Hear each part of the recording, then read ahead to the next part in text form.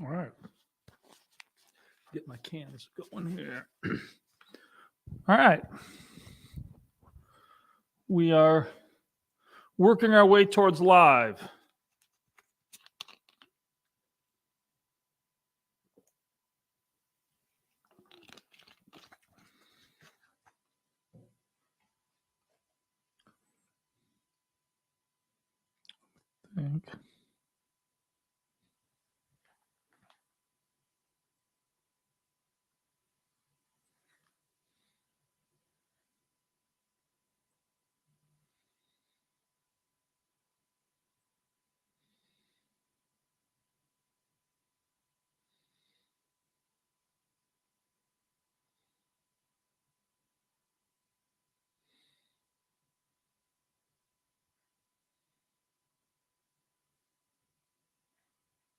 I think we're streaming. Y'all got me out. Anybody on YouTube out there? I've showed people viewing, but I'm not showing the stream, so I'm not sure I'm hitting it or not.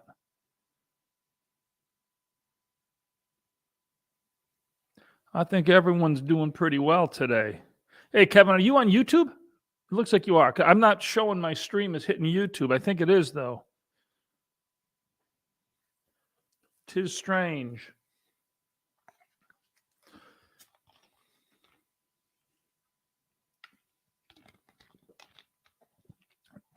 We are live. Sounds good. Glocks for kids. That's funny, man. That's great. So we're kind of getting things a little updated here for everybody. We are upgraded microphone, a little better.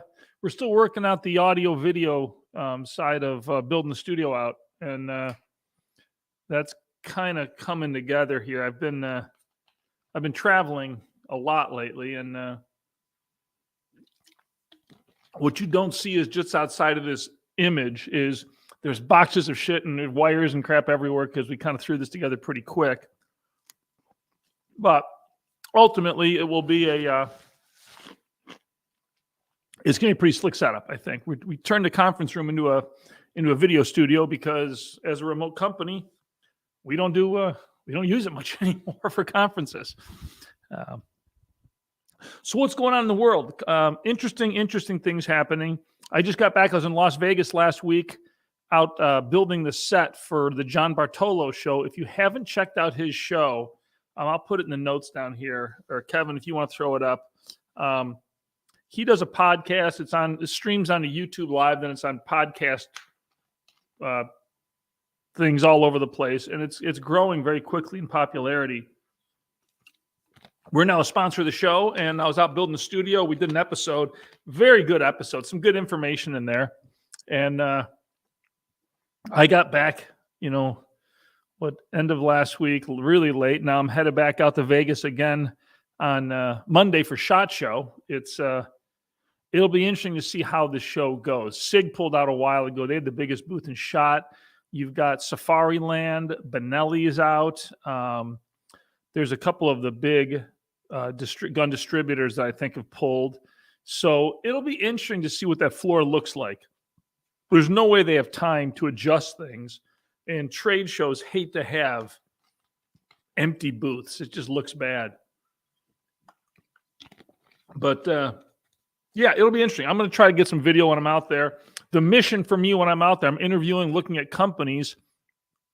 We pulled the plug. We popped the clutch, I should say, and we're a go for doing the TV show. We're doing Agents of Change. It's going to start. We're starting to shoot in about 3 weeks, and then we will be airing on the Sportsman's Channel, I believe, in July. It'll be 13 weeks, and the show is going to be focused on. We're finding companies that are driving innovation and change in the firearms industry.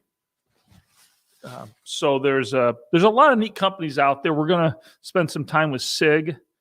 Pulsar, I believe, is one we're going to look at. There's some really interesting things interesting things happening, and I think it's going to be a really good show. And then we own the content, so after it airs, we will then broadcast it out through our other media channels. And ultimately, I think this broadcast here becomes Agents of Change podcast with we'll be bringing guests on and just really working hard to drive change in the firearms industry, because it's my opinion, it's an industry that needs to change. It's stuck somewhere between 1885 and 1962, maybe. But there's so much, they always use the word heritage in firearms, in the firearms community. Talk about heritage all the time. The problem is people are stuck in it. They are, there's too many companies that just spend all their time just antiquated. Look at the safe industry. They haven't changed. The gun safe hasn't changed in forever. Since the early 70s, guns have changed. We've all changed. How we use them. The world has changed, and the industry hasn't. That's why we got into it with lightweight modular storage. So this was my first Diet Pepsi in like 3 months. I stopped drinking Diet Pepsi. I figured I was going to have one today and kind of go crazy, huh? So guys, as always, any questions? Anything. You want to hit me with questions about what we do, how we do it, about our products, philosophy on storage, anything. It's wide open. That's kind of the purpose of the show here, is to be more open, be more available. I've said it many times before. So many CEOs, so many business owners put themselves in situations where they're just not accessible. These glasses just don't, I'm just not sure it works or not. I don't know. So the purpose of the show is to be 100% accessible and have the dialogue, have it working, so we can all advance what we're doing. Airpack, how you doing, man? Misty spelled interesting. VOR no-go? Now, would you be pertaining to aviation, perhaps? I'm more of a GPS guy, but I can fly VORs.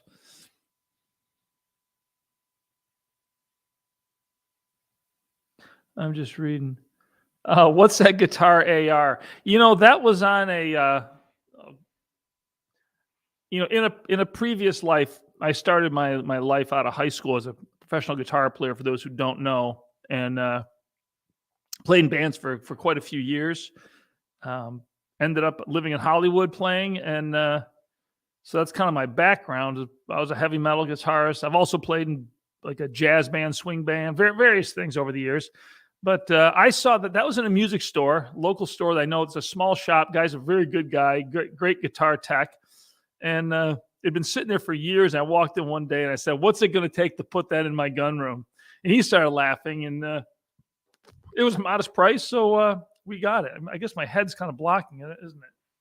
There you go. It's a cheap, the body's probably some sort of a fiberglass foam core modular thing that they just hacked up on a bandsaw and put it together. I doubt it sounds very good. I doubt it. It's not tuned or anything. It does play, but yeah, that's what it is. In terms of cradles for barrels, do you have any plans to make them available for larger diameter muzzles? That way I can keep my silencers on my guns. How wide? The cradle goes up to, we hold Mark 19s. Let me grab one real quick. Do I have one here?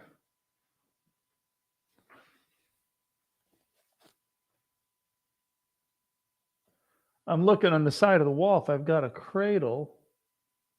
Oh, yeah, I do. Hang on one second. Let me go grab this.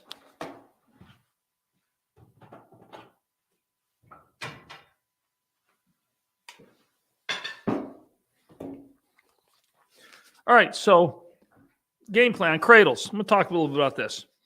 We don't hold that up. You can see it well against look at that. So the barrel sits in here. The next little square cutouts is for a mag well of an AR-15. You turn it around. It stands the gun up real vertical, so you can put bins in behind it. We did that for SOCOM guys that had the SOTMOD kits, and they were putting bins behind the guns with all their attachments. Then the wider out here grabs wider format barrels. But this is a 50 cal barrel for a Mod 2s. I mean, it sits in there. It's a silencer should fit without issue into the cradle.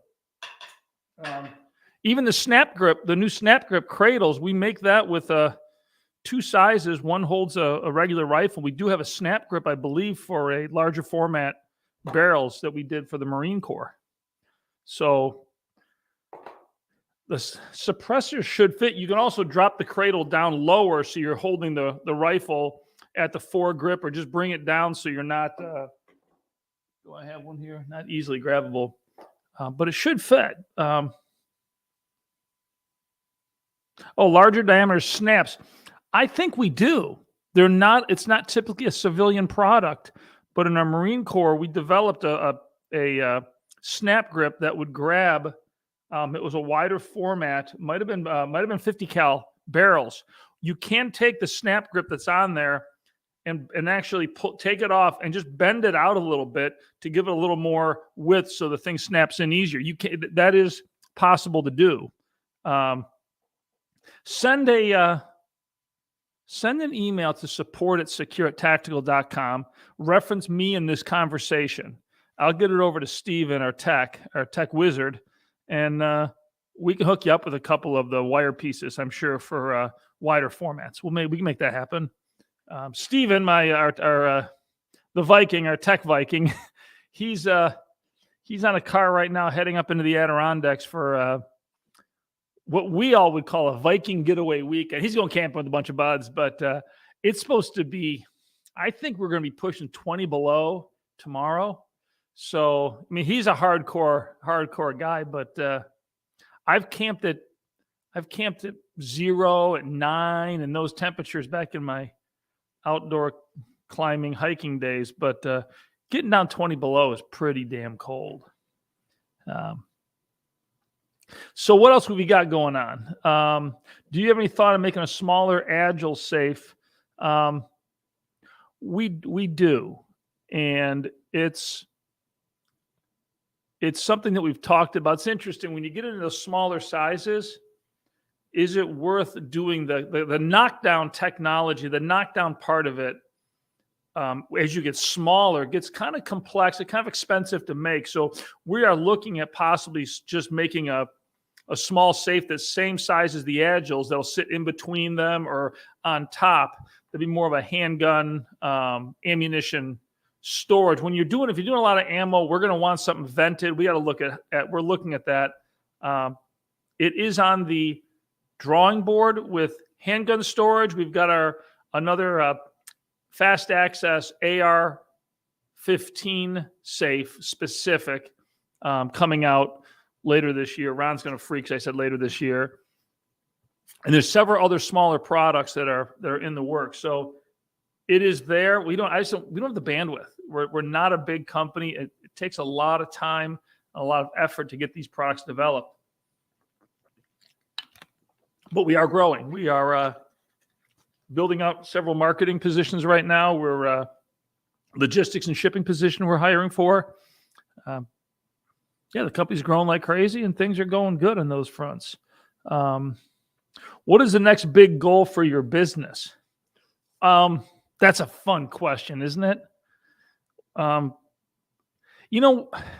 World domination, is that too much to ask? No, you know what is, I always talk about this with people here, and my goal for the company, what I would love to see is one of the business journals, like, non-firearms related, Forbes or Fast Company, do an article on the people that work here, on this small little group of crazy people that really have changed the way America thinks about gun storage.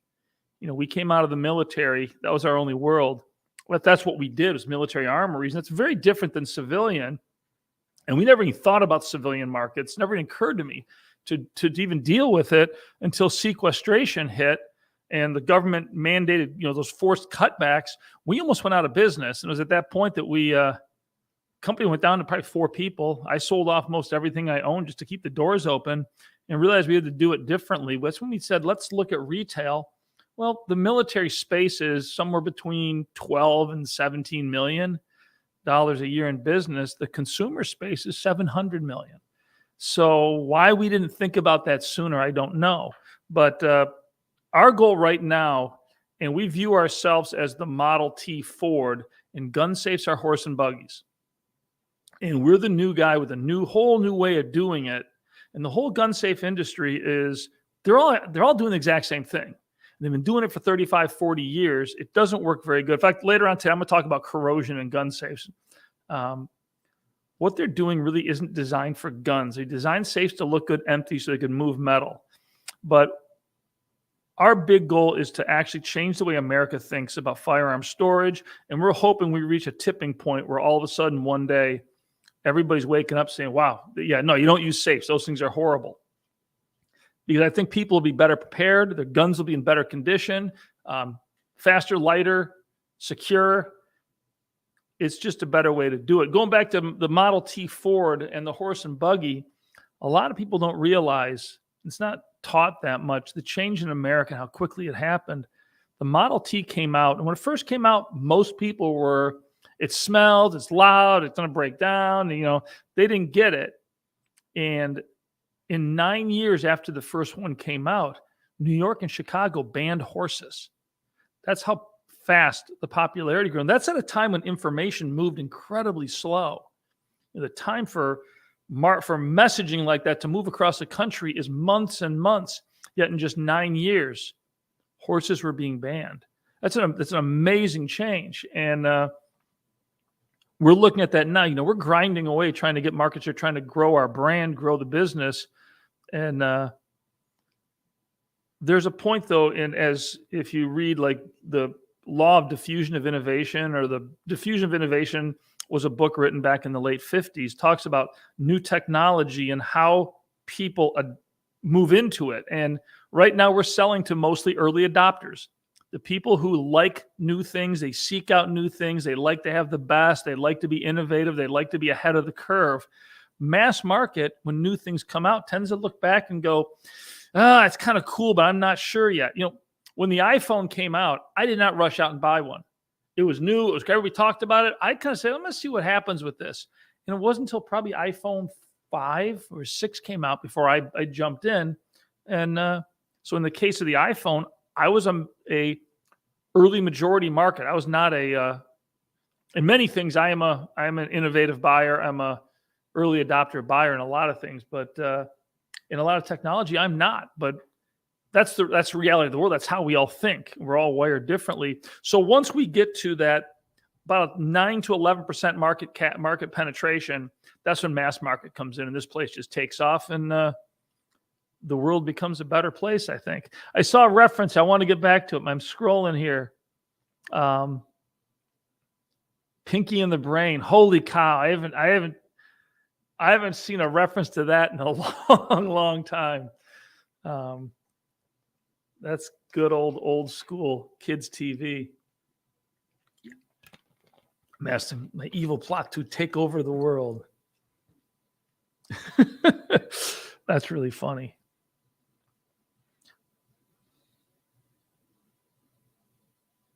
So you're going to start a magazine. I don't know about that. I'm not sure magazines make sense. Does anybody read magazines? I really don't anymore. I used to. Whenever I flew, I used to always get a Road and Track. I just read. It's the only time I ever rode it. Was ever on a plane. I got a Road and Track, and I read about cars. But I don't think any of those magazines even exist anymore. I don't know. Yeah, I don't know. Berto, how you doing, man? Good to see you on. I always count on you being there, man. So other things going on. Shot this week. I'll be out next week. Looking for innovative companies for the TV show. We've got Craig, who's he's an outside guy. Used to work for us. He now runs Skirkus Group. Craig Skirkus.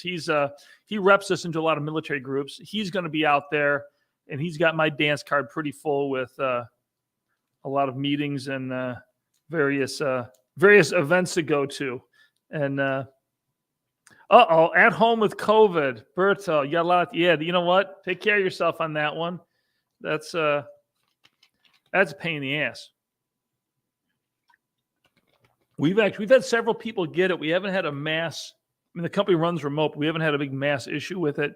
To my knowledge, I don't think I've had it. When it first came out, was it 2 years ago or so, I was traveling and I got home and had a weird cold. And I wondered if maybe I had it or not. So things were so unknown then. But yeah, just take care of yourself, man. So shot. Then I get back and we're out to Minneapolis. We're building a studio right now for the Agents of Change show, and we're going to start shooting. I think the second week and the second week of February for a couple of weeks, and then we're going to be taking a little break on shooting. Then we're back in April. We'll be out at several locations shooting, and come July, first week of July, show starts airing. I think it's going to be pretty cool. I don't watch a lot of TV. In this case, I will, but we're going to own the content so we can get it out into a lot of other channels and a lot of other venues. Second time around for Berto with COVID. That's pain in the ass. One of these days, this thing's going to go away, but I'm looking at Glocks for Kids, 1.5-inch diameter. That's a good size suppressor. I think our wider format, I think you could try taking one of the wires and just take it off and just bend it out a little bit.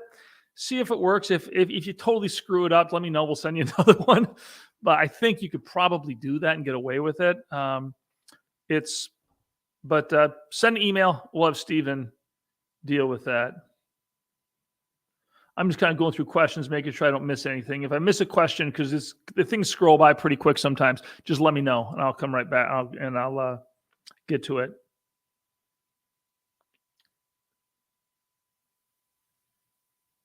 So Glocks for Kids planning on building a gun wall.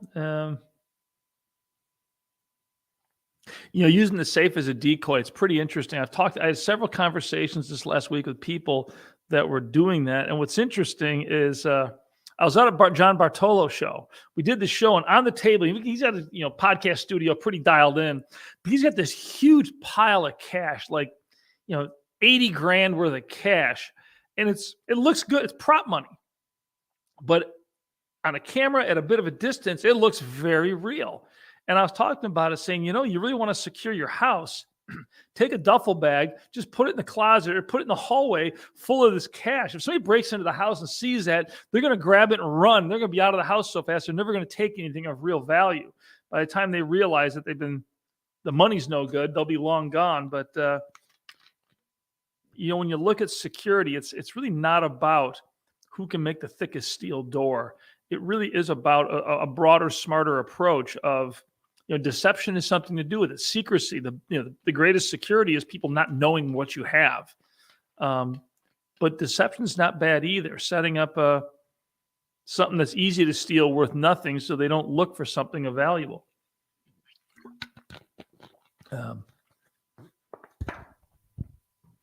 Jeff, retrofitted to save. The retrofit kits, it's interesting. We're not talking about those a lot. We got so wrapped up in Agile and Answer and all these things. I'm actually going to shoot, as soon as I get back from shot, we're shooting a video on the retrofit kits and really want to get back to that because it's a really cool product. And we're also in the process, guys. We've got an outside company. We are scratch building a new website, investing heavily in it. It's not inexpensive to do. We've been on the WooCommerce platform, which is a canned platform that you modify and customize, and you end up with so many plugins and so many things on it. It just gets so bloated that it just doesn't perform well. So we're finally at a point where we are paying the money to have developers build us a custom site. So things like the conversion kits will be much, much better featured. The whole site's just going to work a lot better. So, guys, let's talk a little bit about, I want to get to corrosion and gun safes. It's something that I've, over the years, certainly hit on a lot with various things. I'm going to shoot a video when I get back. one of my big things for the company, my number will say is videos. I've got to shoot 3 videos a month. And everybody, we run the company. Everybody in the company should have a number, something they're responsible to get done every week or every month, just to keep people from getting distracted. My number is 3 videos a month. And corrosion is something I want to hit on. We actually met with a professor and shot some footage a while ago, about 2 years ago, on corrosion. We never used the footage, but I was actually a college professor going through the science of it. But gun safes, it's fascinating. It's fascinating that they don't care, because inside a gun safe, you can go from the layers down. The carpeting, not a big deal with the carpeting. Carpeting is held on with an adhesive that's full of formaldehyde. Now, the formaldehyde is in the adhesive because they use an adhesive that stays soft, because if adhesive dries and gets brittle with carpeting, the carpeting will just break off, will fall off. So it's a rubbery adhesive, but they can be prone to mold. So they put formaldehyde in it almost as a preservative. Formaldehyde is banned from use in museums for anything because it's so corrosive. And they put it in the gun safe. Next layer in, you've got drywall. And they call it fireboard. Take a safe. If you pull the carpeting back on a safe or lift the bottom out, it's drywall. They can call it whatever they want. It's drywall. And drywall has formaldehyde in it. They use it as an additive when they're making the slurry, the liquid, plaster, whatever that goes in to make drywall. It's a dispersing agent, so it flows better. It's in the drywall. In drywall is also ferrooxidant bacteria live in drywall on pyrite. Pyrite is fool's gold. It's one of the most common minerals out there. It's everywhere. When they mine gypsum, it's got pyrite in it. They can't get it out. It's just part of mining gypsum. But the pyrite is coated with ferrooxidant bacteria that live on pyrite. That's kind of what they consume. And as they consume it, they release sulfuric and sulfurous acids. That's why if you open up a safe, I'll tell anybody to do this, is if you're at a store that sells safes, one's been closed for a few days or brand new, open it up, put your nose in there, you get a slight sulfur smell to it. That is sulfuric and sulfurous acids. As far as steel is concerned, highly, highly corrosive. Ferrooxidant bacteria also exist in the safe. It's bacteria that lives on metal. It's used in the mining industry to strip metal from low-grade ores. They actually take ore, I don't know how they do it. They get the bacteria and they're consuming the metal, and they process the bacteria to get the metal out. It's one of the mining processes, but it's in a gun safe. So if you've got a traditional gun safe, open and close it a lot, vent it, is the best thing you can do. Even if you put guns in a safe, they're not going to corrode overnight. But people tend to put their guns in a safe. A lot of people, hunting season's over, winter's here, and all of a sudden you realize 4 months has gone by, you haven't opened the door. And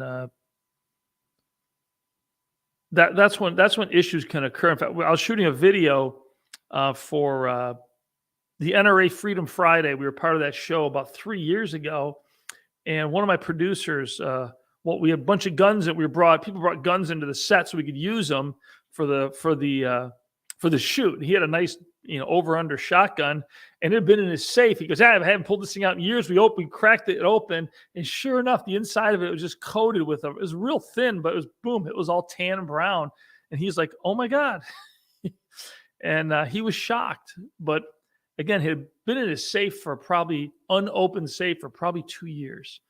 And it had a lot of corrosion in it. So it's pretty amazing. But if you have one of these safes, I've seen people gut them. The problem you gut a safe is you're left with a really ugly, the metal on the inside is usually coated with like a tar to keep it from rusting. It's a thick, rubbery coating, and it's just nasty. The best thing to do, put a conversion kit in it and just open the door a lot. If you're storing a lot of ammunition in a safe, I would go into the back and drill a whole lot of holes in it, because ammo cooking off in a safe can create a pipe bomb situation. We are going to test this spring. As soon as the weather clears, we are going to cook off a ammunition storage cabinet that's commercially available, filled with old ammo, and I believe it's going to be a really big pipe bomb. It's going to be a cool video, I hope. But if I'm wrong, it is what it is. But we will shoot it and post it. So what else we got going on, guys? It's just me today. I've got no special guests, so you're stuck with me.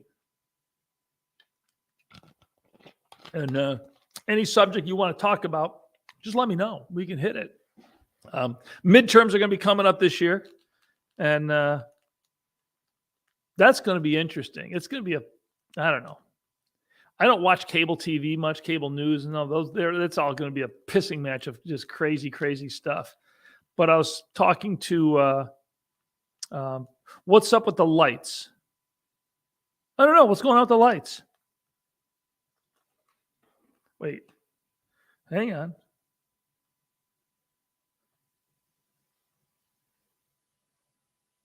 So, oh, the light's changing? Here you go. I'm using my cell phone to adjust the lights.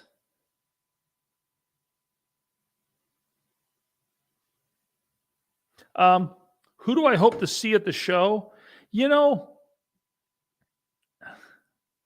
I'm hoping to see innovation at the show. I'm hoping to see things that really excite me that are new. I'm probably going to be disappointed.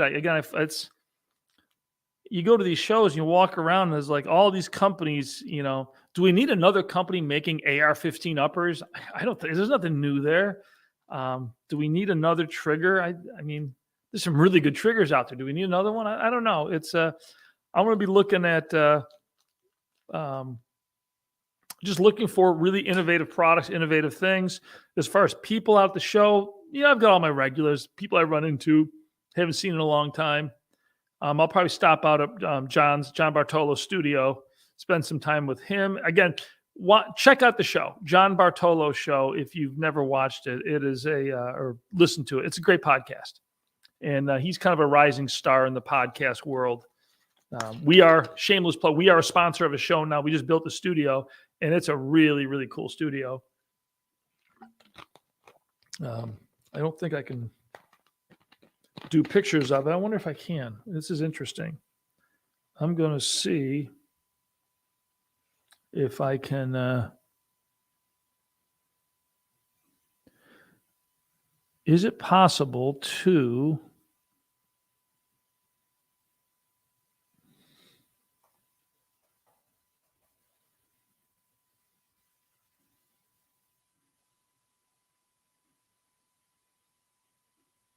I'm looking something up here, boys and girls.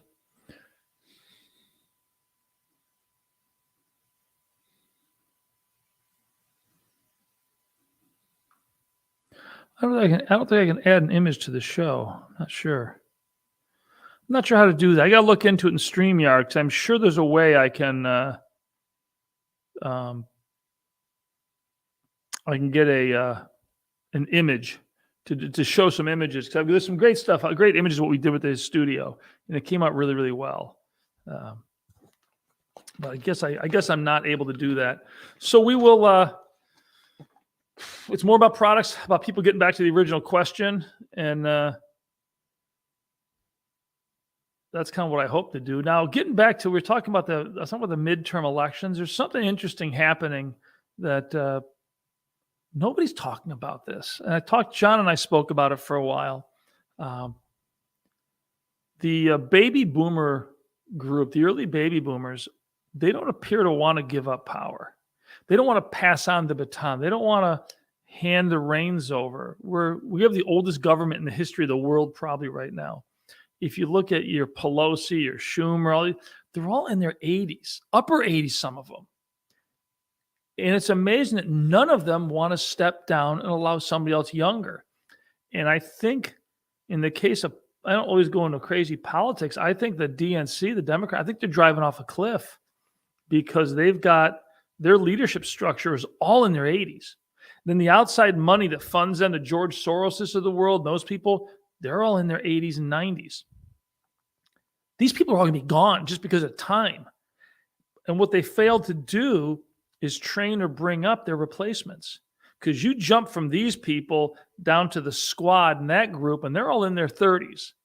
It's like they've skipped 2 generations. And the younger people, I mean, agree with them or don't. That's not the point of what we're talking about. Is they don't have leadership experience. They don't actually know how to get things done in politics.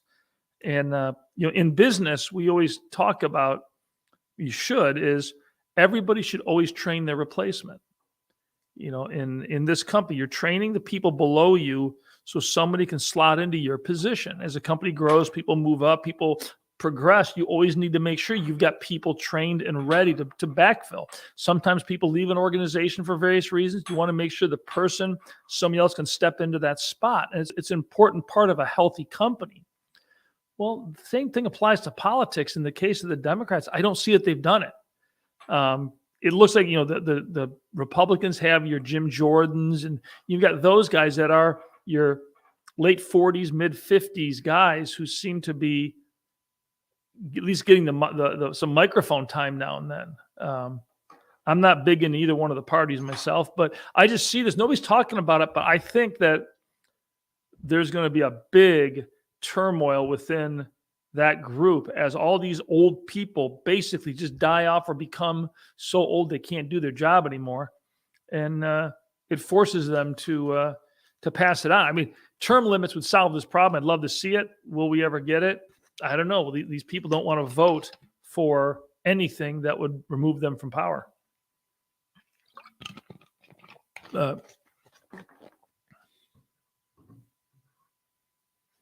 We have a lower age limit for president. I don't think so. I don't know. It's funny to say that now. I mean, I don't want to pick on Biden too badly. It's like too easy of a target. It's in the case of him, I feel bad for the guy because he should be sitting in a comfortable chair, with his grandkids or whatever family and just kicking back and enjoying life. And now he's forced, they pushed him into this. He doesn't know what the hell's going on. And he can't get anything done. Thank God he can't get anything done because I disagree with what he would want to do, but it's just crazy. It is just crazy. They are not trying to I don't give up millions. That's a real problem in politics. Everybody comes out of politics a multimillionaire. Yet nobody knows how it happens. They all bitched about Trump's tax returns. I'm not here with Trump, but about Trump's tax returns. But I'd like to see Nancy Pelosi's tax returns. I'd like to see Schumer's tax returns. I'd like to see just any of these people. There's a lot of people. Harry Reid, he's retired now. He came into politics from a very poor family and retired a multi-millionaire. All he did his whole career was politics. Where'd the money come from? That's we're all grinding away trying to get ahead, and these guys are. AOC, look at her. I don't think she stays in politics too long. I think she's gonna make money. She's gonna get out. She's more interested in probably being a star of some sort.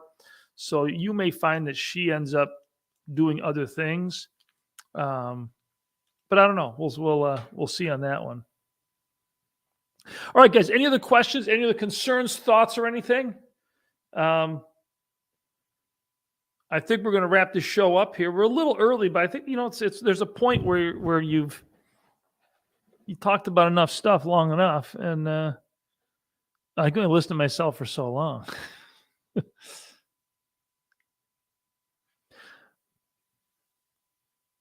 I turned 60 last year. I'm looking forward to a house on land with a private shooting range, spending time with my dogs. You know what? I turned 60 in December. I'm with you all the way, man. It's I was fortunate enough to get a piece of land about 12 miles from my house. We call it the ranch. We call it the Secure Ranch. And I've got a little barn on there now. Nothing else built, but it's 500 acres of land. We got a couple of trackers. We got some vehicles on it, and took a nice buck this year. And I'll tell you what, you just get up in the morning, go over and just spend the day working on land, man. It is a great way to spend time. Here's something. Okay, you turned 60. I turned 60 this year, and something I set for myself, and maybe you guys can help. I'm not sure how. So I always said when I turn 60, I'm getting a big ass tattoo. right here.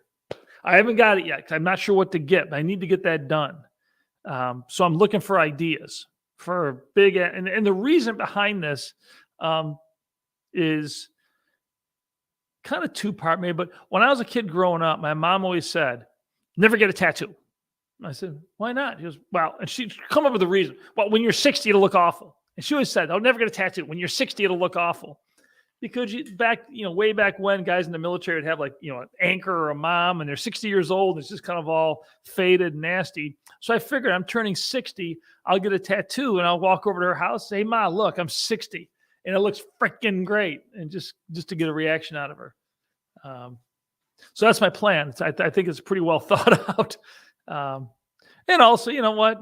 I'm 60. If I get a tattoo and I don't like it, I'm only going to deal with it for 20 or 30 years probably. So it's not like I'm going crazy. So anyhow, if anybody has any thoughts or ideas, I'm looking for something on my shoulder, big old tattoo. I'd like to get that done before too long. But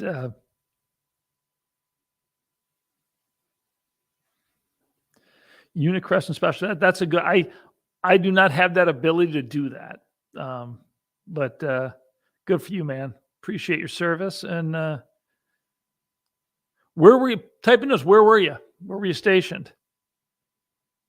Let me know. I spent a lot of time in a lot of those groups. 60 is a new 30.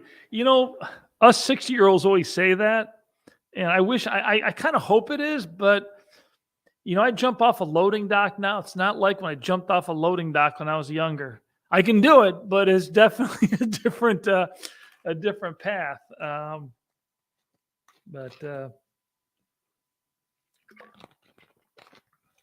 Okay, fifth group, Fort Campbell. Way to go. Fifth group was the very first. It was USAFIC at the time, but the very first big armory system that we did was fifth group. When we developed the Model 84 tactical weapon storage platform, fifth group was the very first, our very first project that we did there, and logged a lot of time there. And there's a Waffle House, main gate down, make a right. If I recall, I do believe that's where the Waffle House is. I spent a lot of time there because there's not much else close to base. But I haven't been to Campbell in a long time. I've got other people covering stuff like that, but spent a lot of time in Hood down with the Tank Boys way back when, and then spent a lot of time at Bragg. But all right, guys, we're going to be wrapping up the show here. I think we've covered enough stuff to keep everybody excited. I hope we're going to be back in 2 weeks.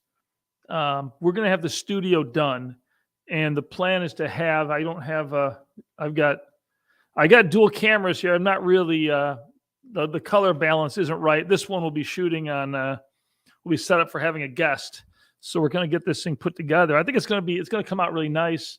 Looking forward to getting it rolling. So hey guys, abstract representation of your favorite firearm. Oh, would be a good tattoo. Okay. Yeah, I don't know, man.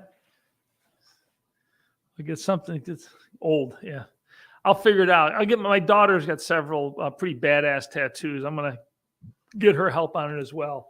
But all right, guys. So we'll be back in 2 weeks with guests, with a new studio, new things happening. I will have video out on our channel. We're going to talk about the corrosion that we're doing on the conversion kits. And then I'm doing a series. It's taking me longer than I wanted on my private channel, my personal channel. I'm restoring a 66 Ford Falcon. I'm turning it into a hot rod. My very first car I drove for 8 years was a 66 Falcon. I turned it into a little hot rod. Budget high. I had no money back then. So I found a 66, and I'm going to rebuild my original hot rod this winter. So I'm shooting a video series on doing that. And while working, I'm just kind of sharing business advice and stories and things that I've just picked up over the years, over 35 years of running 3 different companies. So that's That's My Crazy Life, Tom Kubinick, my name. My Crazy Life is the name of the channel. I can post a link in it. It's just getting started. Not many followers on it. But all right, guys, I'm going to sign off. You guys everybody have a great weekend. We're going to get buried in snow, and it's going to be 20 below zero. And I'm supposed to catch a plane on Monday. Hopefully, it doesn't get shut down. But that's my plan. I'm going to stick to it. I will talk to you guys all in 2 weeks. Thanks a lot. And we're out.